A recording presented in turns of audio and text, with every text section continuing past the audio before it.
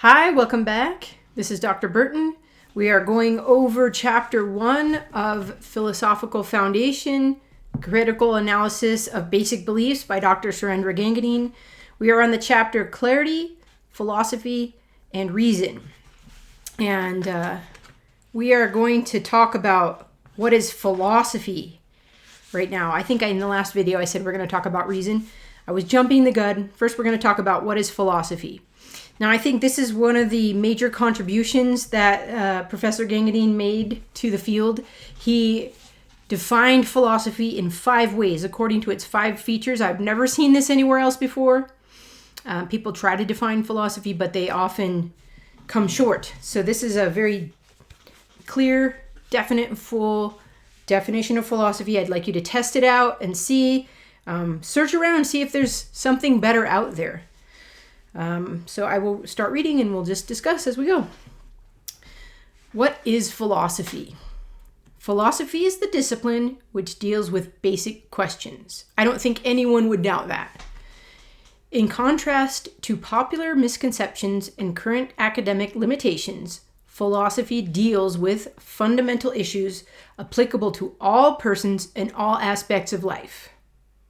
It is best understood in terms of its several features.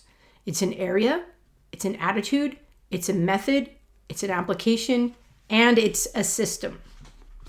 So we'll go through each of these. First, it's an area. As an area, philosophy is concerned with the foundation and goal of human life. So foundation is the most basic questions we've been talking about. The goal is, where are we going? What is the point? What is the good? Philosophy deals with the foundational questions. How do I know? Is knowledge possible, or is everything a matter of opinion and interpretation? On the basis of the answers to these questions dealt with in epistemology, it deals with the question of being, of what exists and what has always existed, or what is eternal. On the basis of answers to these questions dealt with in metaphysics, it deals with the questions of human origin, human nature, and human identity.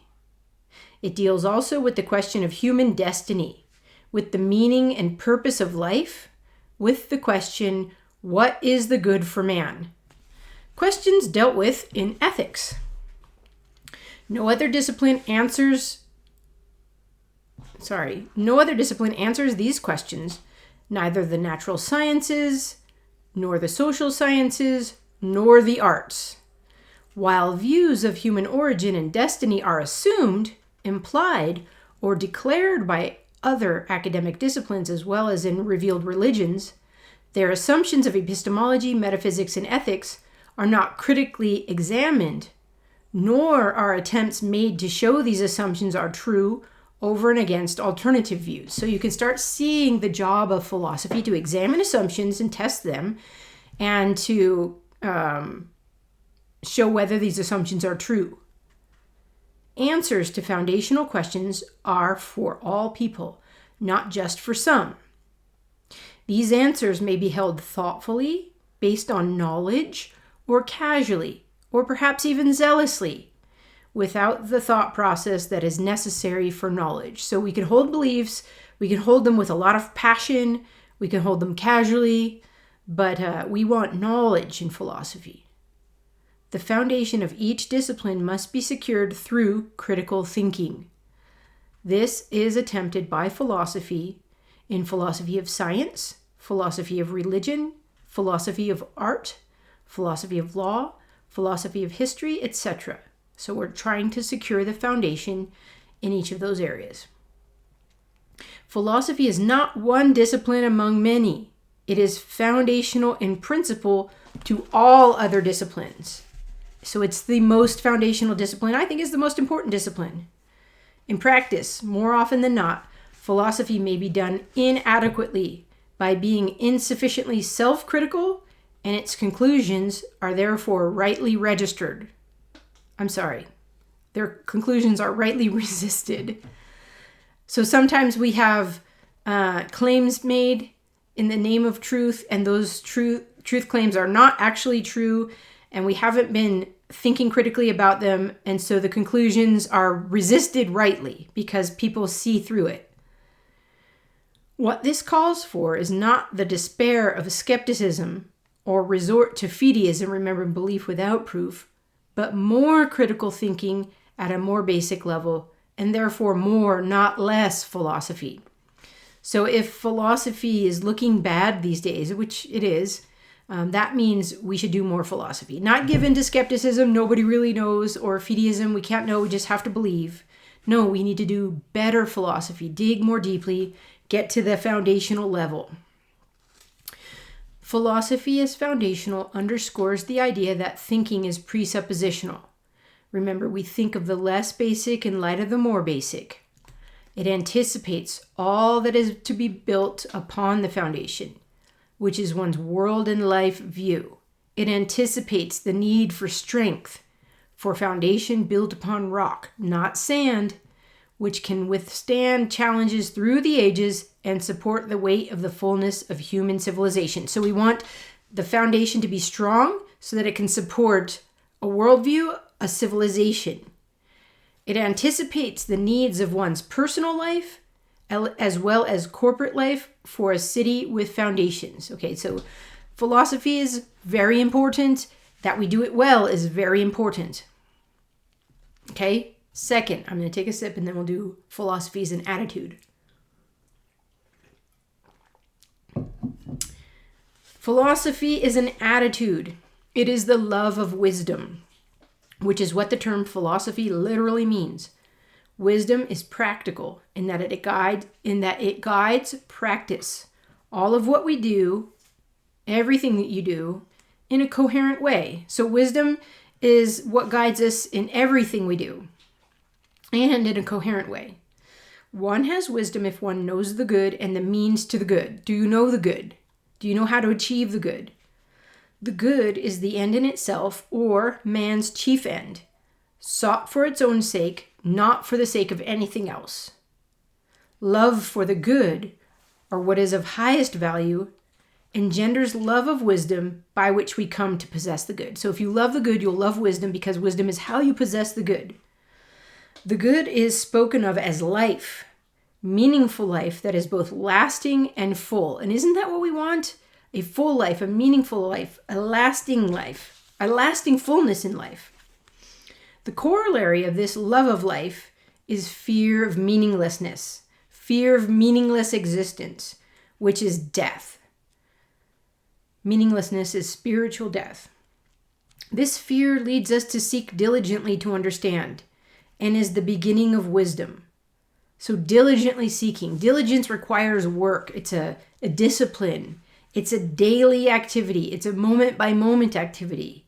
It's a grappling, a struggling, a wrestling, a pressing forward.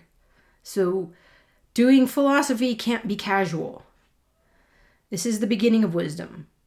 Love of the good brings us into the fullness of that wisdom.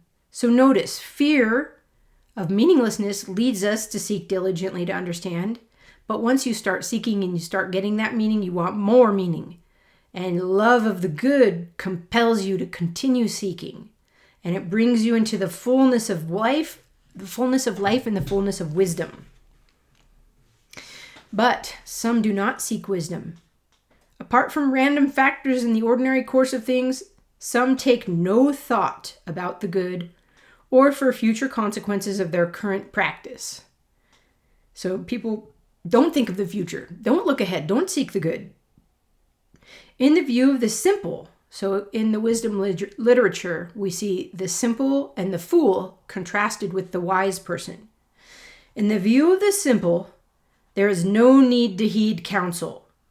Some believe they already have wisdom and therefore do not seek wisdom. There is a foolish complacency which makes a person resistant to the correction or instruction of others. So the fool thinks they know. They don't need correction. They don't need instruction. And they can't receive it because they think they already know. While some in complacency do not seek, no one apart from suffering is diligent in seeking. So suffering, either in spiritual death or physically, is what compels us to seek. While the beginning of wisdom is to avoid suffering, only through much suffering do we enter more fully into wisdom. So suffering's a reality. Suffering is going to happen in your life. How are you going to interpret it? Are you going to interpret it as a means to pressing you to seek more diligently, pressing you to get wisdom? Or are you going to resist it and harden under suffering? Okay, point 3, philosophy is a method. It is the critical use of reason as the test for meaning. Okay, reason is the critical use of reason as a test for meaning. Reason in itself is the laws of thought. And we talked about this, but we haven't gone over it yet. We will in the next video. The law of identity, non-contradiction, and excluded middle. Those are the 3 laws of thought. And by these laws, concepts are formed. They're related in judgments and then supported in arguments. Concepts, judgments, and arguments are the 3 forms of thought. Meaning is more basic than truth. One has to grasp the meaning of a statement before asserting its truth. For example, what do the following mean? God is love, or God is lube, or blicks are grew. Furthermore, if a statement violates a law of thought, it cannot be thought and therefore lacks meaning. So the examples that he just gave, God is love, blicks are grew, those are words that should express concepts, but have we grasped the meaning of those concepts? What is God? What is love? Do you know what a blick is or a grew? That's meant to be a meaningless statement, but it looks like a judgment, right?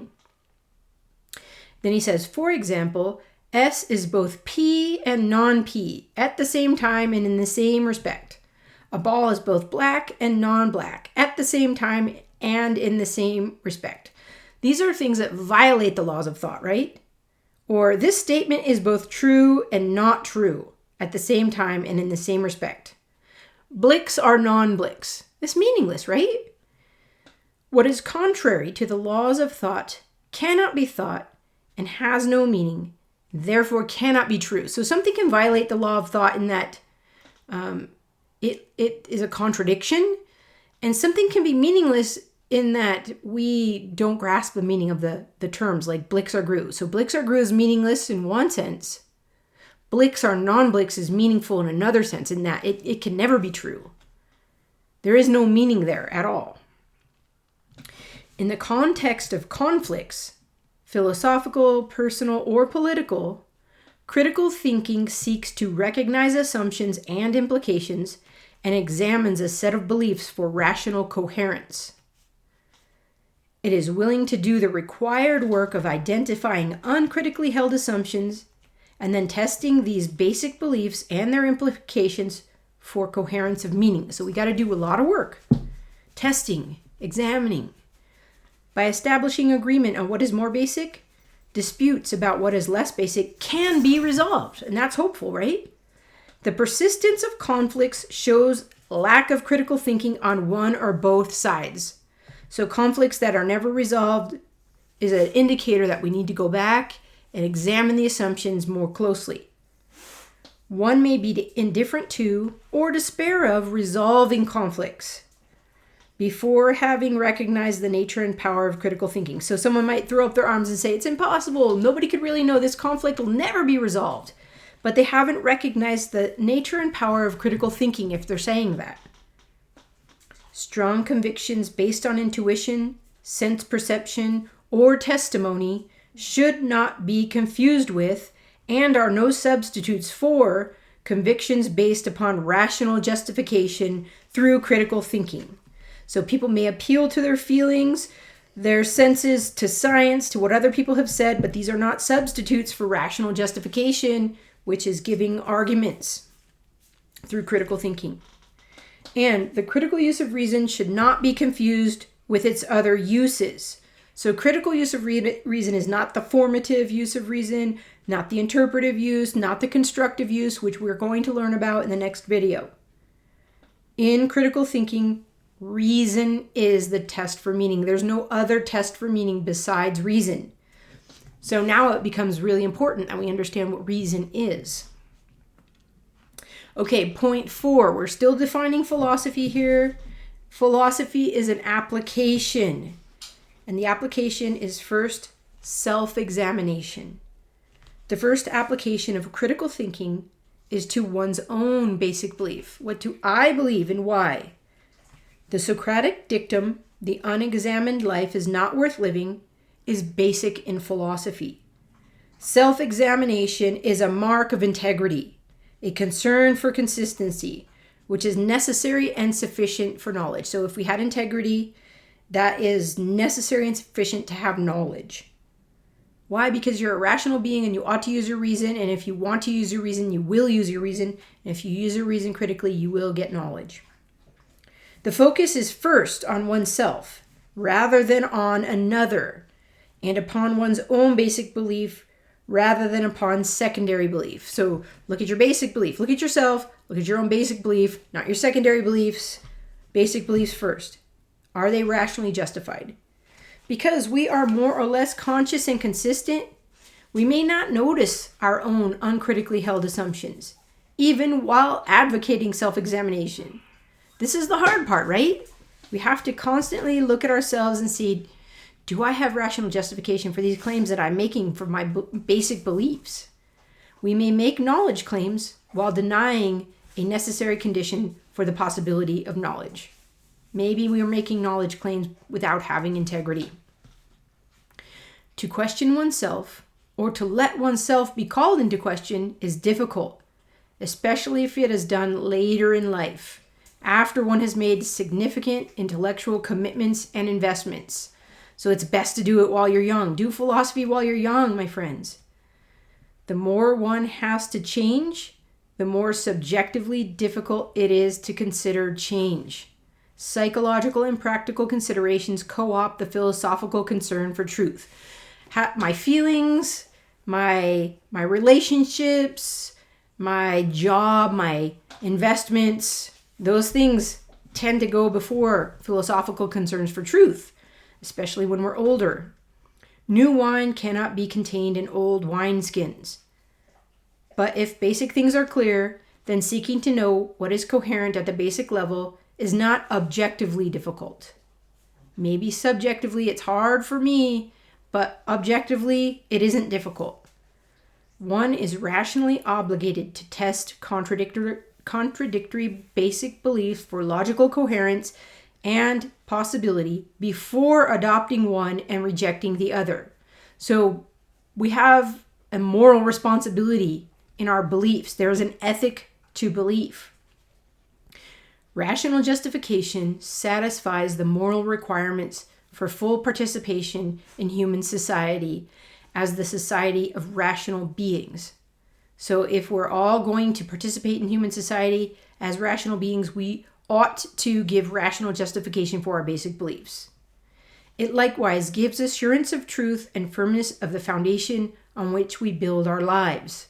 Rational justification is the basis for securing the foundation for all of our life. That's the fourth definition of philosophy. That was philosophy as an application.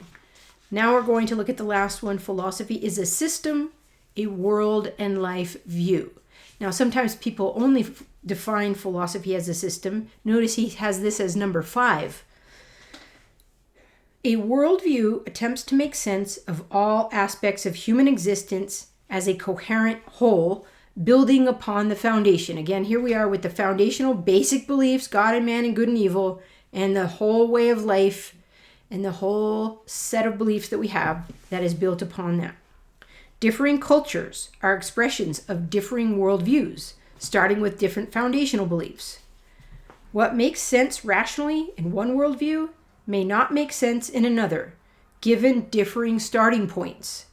So, if you enter into a different worldview and look at the set of beliefs, and you can maybe say, yeah, I can see why they believe that given their assumptions, but their assumptions are mistaken. And so that doesn't make sense to believe. Culture wars are the expression of deeper philosophical issues which are seldom discussed. We're in the midst of a huge culture war right now. And theism versus anti-theism, atheism, there's a huge war going on around us. and nobody is discussing the philosophical assumptions of that war, and it will continue, and it will get worse. It may even go into a real war, a physical war. So, while worldviews differ, they share formal similarities as worldviews. In every worldview, there is basic beliefs about epistemological authority, about what is real, about the good. So all worldviews have those. Authority, what is real, and what is the good. These are rationally connected and together are used to interpret or give meaning to one's experience. Everyone does it. Not everyone is conscious and consistent in knowing their basic beliefs and living according to it. In seeking to make sense of the world, each view aims at rational coherence. Worldviews are developed in individuals and cultures over time. They are held more or less consciously and consistently and are subject to challenges of reason by those who stand inside or outside the worldview. So we talked about that. Someone inside the worldview can ask questions and raise challenges. Someone outside can ask questions and raise challenges. And the questions are to the consciousness and consistency of that worldview. If the foundation is inadequate to the task of supporting a coherent worldview, meaning in the culture diminishes and divisions appear. And you can ask about your own culture and society right now. Is there a lack of meaning? Is the foundation upon which my culture is built inadequate, and is meaning diminishing, and are divisions appearing in the culture? With the decrease of meaning, there is an increase of hedonic excess to fill the emptiness of life. So if there's meaninglessness, and we're humans that need meaning, we will seek it, and we will seek it in pleasure. Used to be sex, drugs, and rock and roll. I don't know what it is now today, kids. Cultural decay sets in, and eventually cultural collapse. Are we on the verge of cultural collapse right now? Many cultures in world history have collapsed after centuries of such challenges. I'm going to say we're on the verge, okay? Those that remain are not now so promising. Intellectual apathy, weariness, and cynicism are the prevailing mood today. Is that true? This mood presents a new level of intellectual challenge and calls for a deeper level of philosophical response. And that's what this book is, a deeper level of philosophical response. So that's our job. That's what we're going to do together. I'm going to pause here. The next video will be on what is reason. So don't forget to like, subscribe, and share. Share this video with your friends. Get them on board, and let's have a deeper level of philosophical response in our day so that the culture doesn't decay and collapse. We can do something, okay? All right, I'll see you in the next video.